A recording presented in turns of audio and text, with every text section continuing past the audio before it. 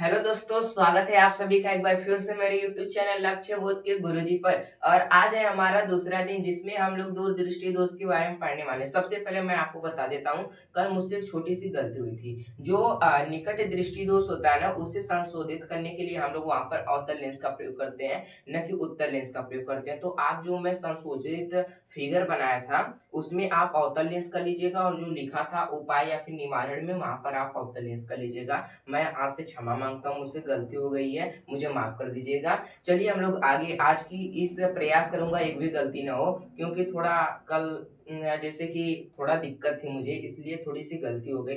तो आज की इस वीडियो में हम लोग जानेंगे कि आखिर दूरदृष्टि दोष किसे कहते हैं, इसके कारण कौन से होते हैं, कारण के साथ कौन सा फिगर बनाना है, निवारण क्या होते हैं, निवारण के साथ कौन सा फिगर बनाना है, अगर 2 नंबर का पूछेगा तो किस तरह से लिखना है, 4 नंबर का पूछेगा तो किस तरह से लिखना है। इन सब चीजों के बारे में आज की इस वीडियो में डिस्कस करेंगे। तो बने रहिएगा हमारे साथ वीडियो के अंत तक। लेकिन उससे पहले, अगर आप हमारे इस चैनल पर नए हैं तो वीडियो को लाइक कर दीजिएगा और चैनल को सब्सक्राइब करना मत भूलिएगा। चलिए बिना किसी देर के वीडियो की शुरुआत करते हैं। आज की जो हमारी टॉपिक होने वाली है वह दूसरा है, कौन सा दूसरा दृष्टि दोष है, दूरदृष्टि दोष।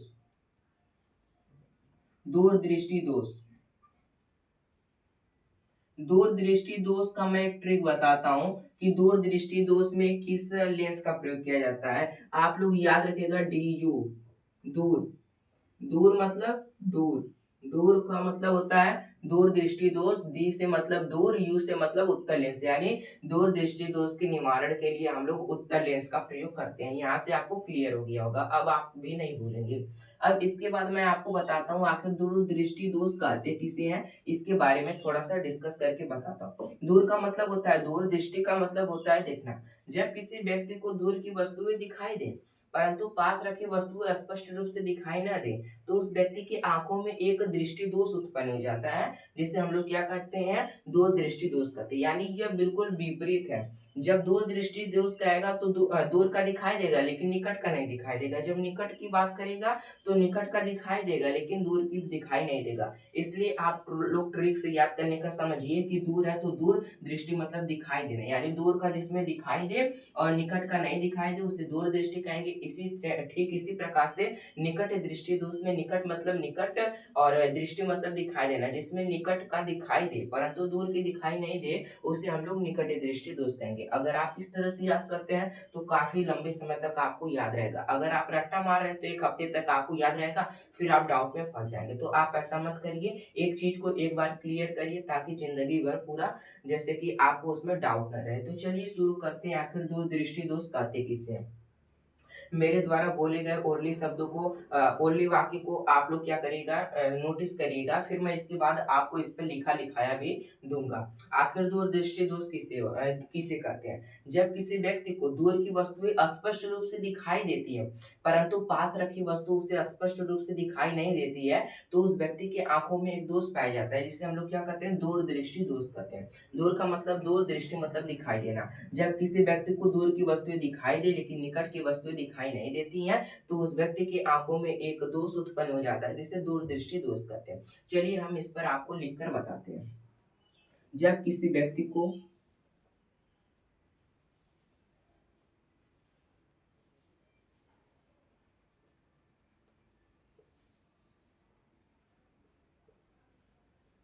दूर की वस्तुएं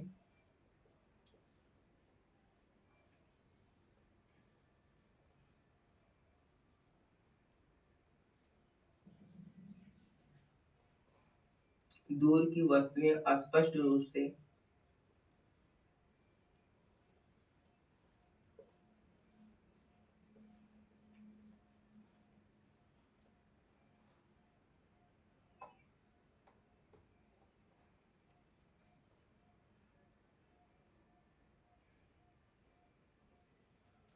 दिखाई देती हैं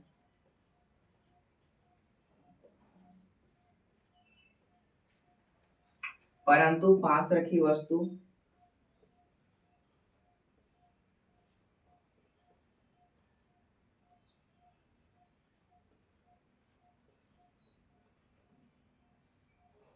स्पष्ट रूप से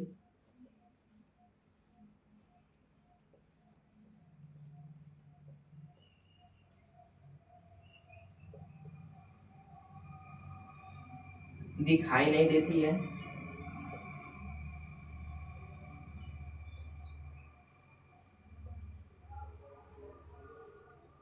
तो उस व्यक्ति के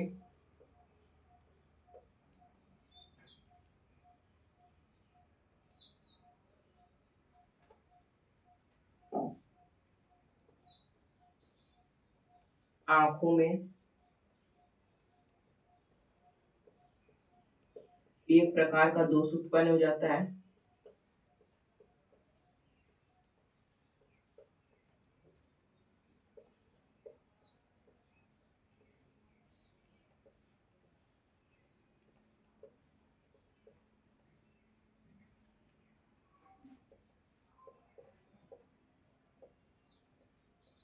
जिसे दूरदृष्टि दोष कहते हैं।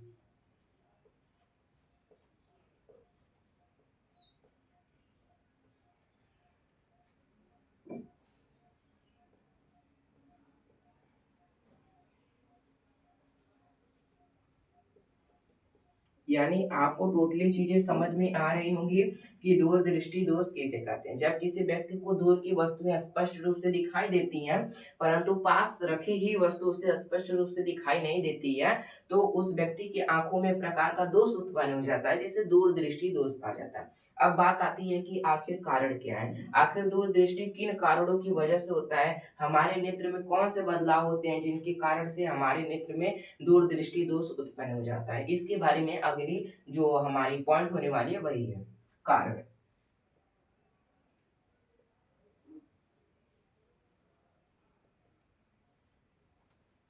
अब हम लोग कारण के बारे में बात करेंगे कि आखिर कौन कौन से कारण हैं जिनके वजह से दूरदृष्टि दोष मानव के नेत्र में पाया जाता है। दूरदृष्टि दोष का समझने के लिए कारण से पहले आप लोग क्या करें कि इसके फिगर को आप लोग पहले ड्रॉ कर लीजिए। यहाँ पर मैं इसके फिगर को ड्रॉ कर रहा हूँ।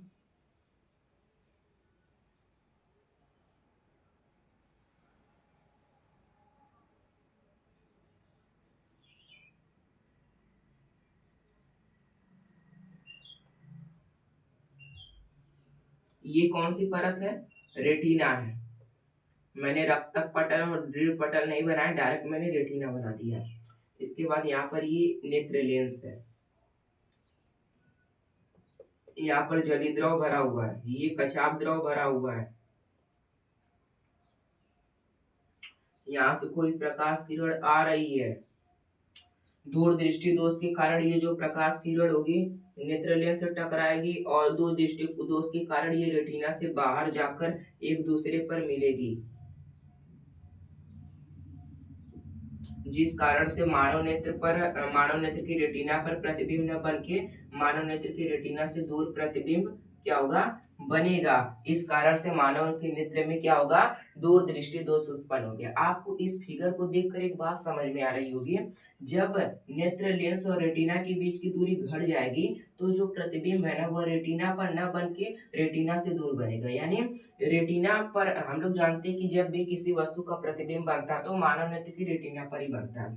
मान लीजिए रेटिना यहाँ पर था, पहले पहले जब हमारा नेत्र सही था तो रेटिना यहाँ पर था जिस कारण से यहाँ पर प्रतिबिंब बना करता था। लेकिन जब व्यक्ति की आंखों में क्या हुआ कि दूरदृष्टि दोष उत्पन्न हुआ तो क्या हुआ कि जो रेटिना यहाँ पर ना आकर के यहाँ पर आ गया, यानी यह नेत्र लेंस है और रेटिना यहाँ पर हुआ करता था। लेकिन जब इस प्रकार का दोष उत्पन्न हुआ तो रेटिना यहाँ पर न रह के इनके बीच की दूरी जो है घटकर इतनी हो गई, जिस कारण से जो प्रतिबिंब है वह पहले ही स्थान पर बन रहा होगा। इसलिए कहा जाता है कि जब इसके बीच की दूरी घट जाती है तो जो प्रतिबिंब है वह रेटिना पर न बन के रेटिना से दूर बनने लगता है, जिस कारण से मानव के नेत्र में दूरदृष्टि दोष उत्पन्न हो जाता है। मुझे उम्मीद है कि मैंने इतनी बेहतर तरीके से आपको समझाया है कि आपको एक झटके में ही समझ में आ चुकी होंगी हर एक चीजें। मैंने कॉन्सेप्ट और माइंड मैप के साथ यहाँ पर चीजों को बताने का प्रयास किया है। अगर आपको नहीं समझ में आ रहा तो आप एक बार फिर से कमेंट करिएगा, मैं एक बार फिर से बताने का प्रयास करूंगा आपको। यहाँ पर आपको चीजें अच्छी तरह से समझ में आ चुकी होंगी कि जब मानव नेत्र के नेत्र लेंस, यह नेत्र लेंस होता है, ये रेटिना होता है, जब इसके बीच की दूरी घट जाएगी तो प्रतिबिंब जो है वह रेटिना से दूर बनने लगेगा।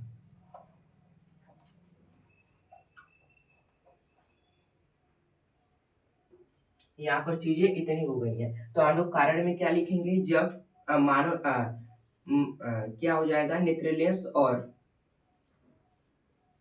नेत्र लेंस और रेटिना के बीच की दूरी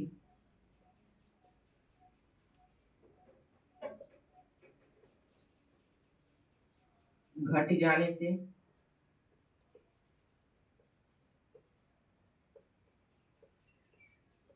प्रतिबिंब रेटिना पर न बनके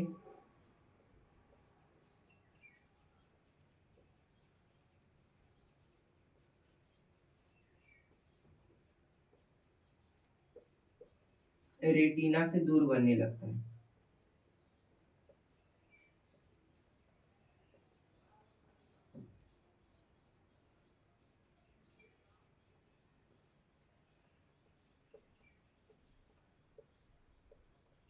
यहाँ पर चीजें आपको समझ में आ चुकी होंगी। हर एक पॉइंट टू पॉइंट के बारे में मैंने बताया। यह किस प्रकार का नेत्र है? दोष युक्त नेत्र है।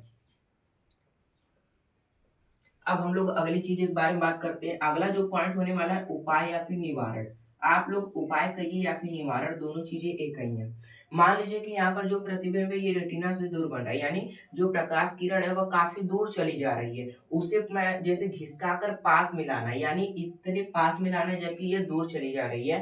तो हम लोग जानते हैं कि जो उत्तल लेंस होता है यह प्रकाश किरणों को बटोरने का जैसे कि बटोरने का कार्य करता है, जबकि अवतल लेंस जो होता है यह प्रकाश किरणों को फैलाने का काम करता है। तो मुझसे कल एक गलती हुई थी, जो दो निकट दृष्टि दोष है वहां पर उसके निवारण के लिए हम लोग अवतल लेंस का प्रयोग करेंगे। क्यों? क्योंकि जो अवतल लेंस होता है प्रकाश किरणों को फैलाने का कार्य करता है, और रेटिना से पहले प्रतिबिंब बना करता था उस निकट दृष्टि दोष में, तो फैला कर ले जाएगा तभी ना रेटिना पर बनेगा। ठीक उसी प्रकार से दूर दृष्टि दोष में क्या हो रहा है कि जो प्रतिबिंब है वह रेटिना से दूर बन रहा है, तो इसे घिसका कर रेटिना के पास लाना है, तो प्रकाश किरणों को बटोरने का एक प्रकार का कार्य करने वाला लेंस लगाना होना चाहिए। तो हम लोग जानते हैं कि जो उत्तल लेंस होता है यह प्रकाश किरणों को बटोरने का कार्य करता है। तो यहाँ पर हम लोग इस जैसे कि जो दृष्टि दोष है, इस दृष्टि दोष को दूर करने के लिए हम लोग क्या करते हैं कि उचित फोकस दूरी के उत्तल लेंस का प्रयोग करना होगा इस दृष्टि दोष को दूर करने के लिए। इस दृष्टि दोष को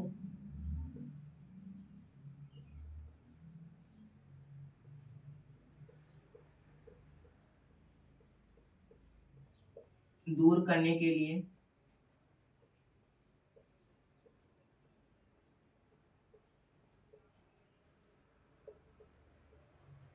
उचित फोकस दूरी के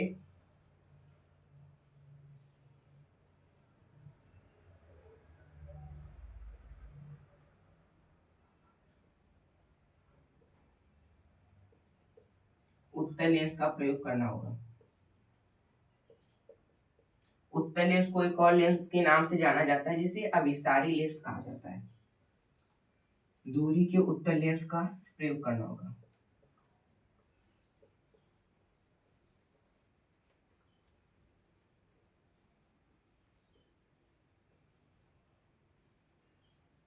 अब यहाँ पर हम लोग एक और फिगर ड्रॉ करेंगे।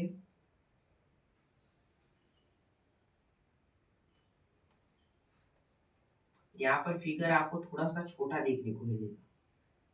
क्यों? क्योंकि यहाँ पर पर्याप्त मात्रा में जगह नहीं बची है। मेरा व्हाइट बोर्ड छोटा है, अगर आप सपोर्ट करते पैसा आने लगता तो मैं भी डिजिटल बोर्ड लगवा लेता अन्य लोगों की तरह, लेकिन आप लोग मुझे सपोर्ट नहीं करते हैं। ये कुछ गलत मत समझिएगा, शुक्राणु उक्राणु मत समझ लीजिएगा। थोड़ा नेत्र हमारा शुक्राणु के आकार का बन रहा है। यहाँ पर कचाप द्रव, ये रेटिना, यहाँ से कोई प्रकाश किरण आएगी, यहाँ पर हम लोग क्या लगा देंगे? उत्तल लेंस लगा देंगे। ये प्रकाश किरण यहाँ से इधर की ओर झुकेगी ना, ये प्रकाश किरण इधर की ओर झुकेगी, लेकिन इससे टकराने के बाद यह फैल जाएगी। फैलने के बाद बहुत ज्यादा ही कुछ फैल गई ना बाबू।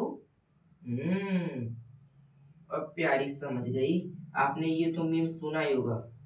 ये प्रकाश किरण को इधर फैलाएगी, फिर ये यहाँ पर लाकर यहाँ पर, यानी आप कैसा हूँ टेढ़ा मेढ़ा लेके आइए, बस आपको रेटिना पर इसे मिलाना है। दोनों जो रेखा प्रकाश किरण होगी इसे आपको रेटिना पर मिलाना है। आप कैसा हूँ पूरी बेलिए चाहे कुछ करिए मुझे नहीं मालूम, खाली आपको रेटिना पर इसे लाना है और मिलाना है।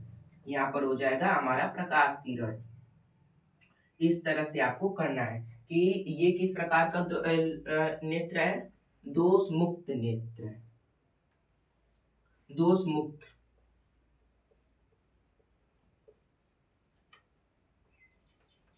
यानी आपको चीजें यहाँ पर टोटली समझ में आ रही होंगी कि ये दोष युक्त जो मानव नेत्र है और ये दोष मुक्त है। दोष युक्त दोष मुक्त एक अंतर अनर्थ हो जाएगा, लेकिन ध्यान से पढ़िएगा आप लोग।